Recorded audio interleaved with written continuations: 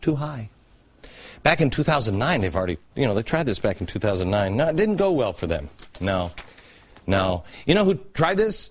UN official Robert Falk said Israel was guilty of war crimes, not self-defense, after they attacked Gaza. In the letter that he wrote, and from an interview from the Institute for Policy Studies. Institute for Policy Studies. That is another George Soros group. Wow, it's the same one that came up with another report, begging Obama to rule by executive order. It was great. When they asked the slightly leading question about the killing of 1,300 Palestinians, mostly women and children, and if it could have been stopped by the UN, the answer was a strong General Assembly resolution would have set the stage for follow-up enforceable resolutions, possibly including mechanisms for holding Israeli officials accountable, and an arms embargo, or even deploying a ceasefire enforcement or protection force, perhaps based on the Assembly's own embrace of the doctrine known as the responsibility to protect. You know what, a couple of years ago we could laugh this stuff off because these are just some kooky progressives that we didn't think anybody listened to. But they're the ones calling the shots, and boy, they have been busy while we were asleep. It's pretty obvious, if you want to look at the facts, where the next shot is heading. I've asked this on the show a few times lately. Where's Churchill? Where's Reagan? Where's Lincoln? Where's Washington? Where's anybody? We got Soros. Got him. We got the president. We seem to have socialists everywhere, Brazil, everywhere. Where's the person standing up for freedom? Where's the person on the national stage standing up for Israel? Do you see him? I mean, really standing up. You got Benjamin Netanyahu, but that's pretty obvious.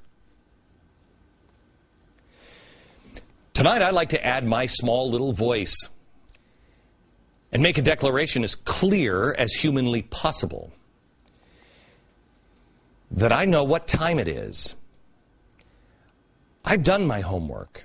I'm also a spiritual guy.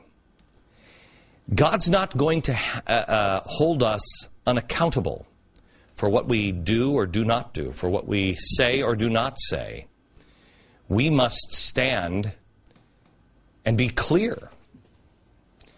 I stand with Israel, and where is anyone else? Now, that doesn't mean you blindly support everything you do, but I stand with them. Now, I know the blogs, especially the Soros blogs, who are hiring more and more interns every day. They're creating jobs.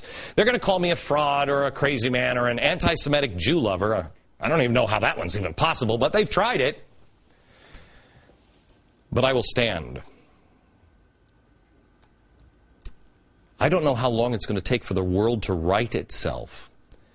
But I at least know where right is, and that is where I will stand. Each of us have to ask ourselves, do you stand with the people in this dogfight over in the Middle East? Do you stand with the people that are the most like Americans? They make mistakes. They do. We do too. We suck sometimes as a country. Most times we don't. But we're at least trying to do the right thing, and so is Israel. Or do you stand with those who are teaching to hide, blackmail, rewrite history? People who are trying to destabilize and create fear. I mean, if that's where you are, what's the difference between you and a terrorist? I would rather stand with the surviving members of the Fogel family. I would rather teach my children the lessons of that brutal murder that were taught by the surviving members. I'd much rather teach my children about this family and these lessons than the lessons of those who hand out cake in celebration of those who killed that family. Name the country in the Middle East that has the values, generally speaking, that we have. I can only name one. Why are we standing with all those who are against Israel? They've tolerated more provocations than probably any other country in history. And despite having enough arsenal of nukes to obliterate their enemies, believe me, they can take care of themselves. How many have they lobbed? Answer, 0. While everyone complains about all the evils that Israel has done to the Arabs and then picks apart each tiny imperfection with their democracy, by the way, a republic is ugly. Tens of millions of Arabs, tens of millions, have suffered atrocities at the hands of their own countries. Gays are still tortured today and killed. Bloggers jailed without cause. Women humiliated, raped, and murdered. Dissidents killed. Protesters shot. Terrorists born. Suicide bombers given by their mothers. But Israel is the evil one? That's the obstacle to peace? Let me ask you this. How many homosexuals have been stoned to death by the Israelis? How many adulterers have been buried up to their neck in sand and stoned to death in Israel? How many bloggers have been jailed without cause? How many terrorists are wearing a yarmulke? But now, the world is being led to the water. That Israel is the evil one, and it's about to drink. Don't drink that water. They have measurably, no, it's the Middle East. They have immeasurably more freedom than any other Middle Eastern nation. Women are free to drive. Women and our daughters can walk alone in the streets without being stoned or jailed. You can bring a Bible or a Quran into Israel. When a woman can't walk down the street alone and be safe, and not because she's in a dangerous neighborhood, but because she walked alone without a man, how do you possibly stand with that country? How do you possibly stand with that? With a group of people that say, I'm going to kill you if you don't go to my faith. A country that treats women or people who are at all different like a dog. Treats a woman as a piece of furniture or a sexual toy that can be raped. And the courts will allow it. How is it that a country like ours actually listens to those evil people saying this is evil, and we believe it? How many Israelis have taken someone off the streets and then beheaded them on videotape just for political reasons? Our administration is siding with the wrong side. They are standing against good and encouraging evil in the Middle East. We are reprimanding the nation that is as flawed as we are and protecting the aggressors. We're protecting the killers and the terrorists. We have gone from a nation who was doing the wrong thing by siding with Mubarak to a nation who is doing an even greater evil by arming Al-Qaeda and the Muslim Brotherhood, which empowers Iran and also, in the end, destroys Israel. It is not difficult to tell good apart from evil. Let's start with some simple ideas. Voting rights. Generally speaking, which is better? Voting rights of Iran, Muslim Brotherhood, those who ran Al-Qaeda? How about free speech? Rights of women, rights of homosexuals. America and Israel? Or the people we seem to be siding with? I stand tonight with Israel. I mean, if there's no I in team, someone forgot to tell the president that. Just watch.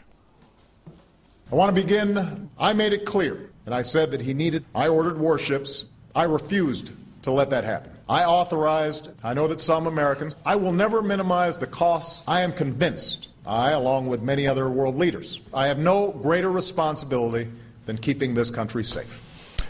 He said 25 times, which is about once per minute. We didn't count the me's or the my's. But Congress, let me tell you something. You remember when I warned you're going to become irrelevant? Congratulations. Who's irrelevant? You are. Yes. Now, great guy, huh? President pundits lauding the president for taking charge. But I thought the reason we sat back and let France and England take the lead on Libya is because we didn't want to be seen as starting a third military engagement with a Muslim nation. So I was watching, I'm trying to think, why is the president saying me, my, I all the time? He's like a pull string doll. I. It was weird because we didn't want that.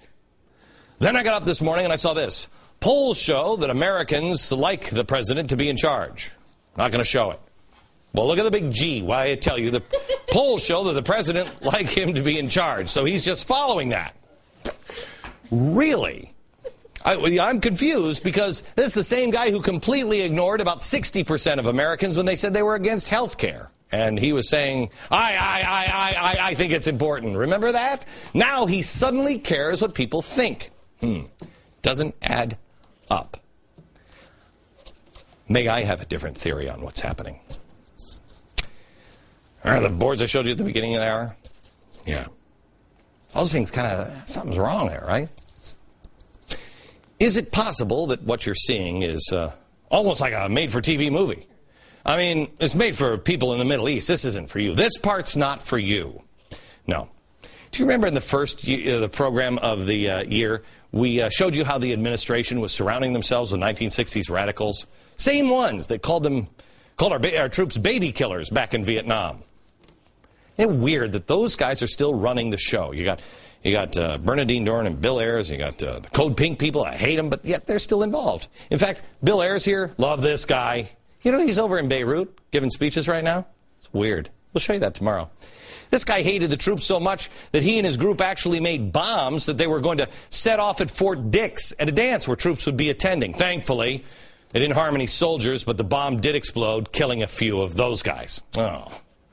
Of course, now they're smart enough. They know. What is it Van Jones says? Drop the radical pose for the radical ends. They can't call our troops baby killers now. That's not popular. Why do that? I mean, it's not popular even in their circles.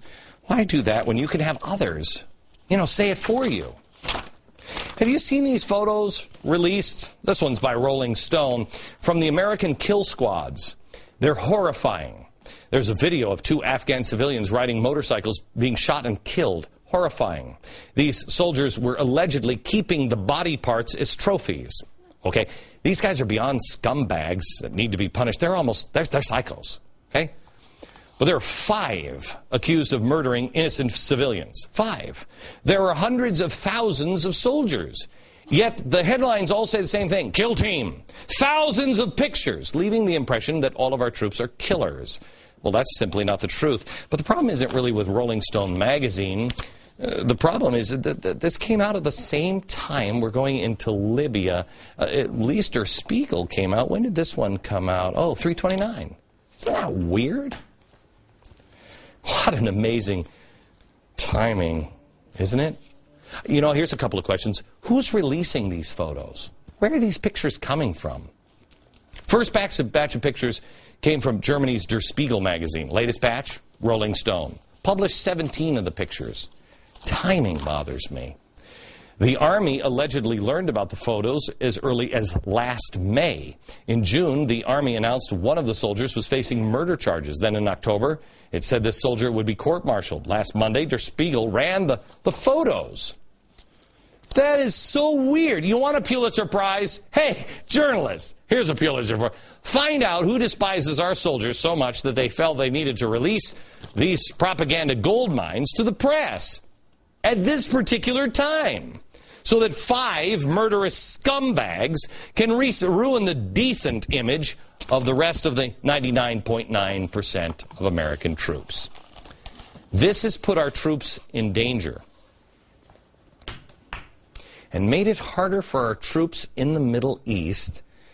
And the president stands behind France and England, doesn't want to cause any trouble with that. That's why he didn't take the lead. And then he announces in his first press conference that we're taking charge. And then he announces that we're going to give it over to NATO. And then this morning, no, we haven't decided. White House hasn't decided whether we're going to arm the rebels. And yet the press is saying that those rebels are the same ones our soldiers were fighting over in Afghanistan and in Iraq. Isn't this weird? I wonder if anyone in the press would look into that. I wonder if they're up to the challenge. Huh? No. Back in a minute.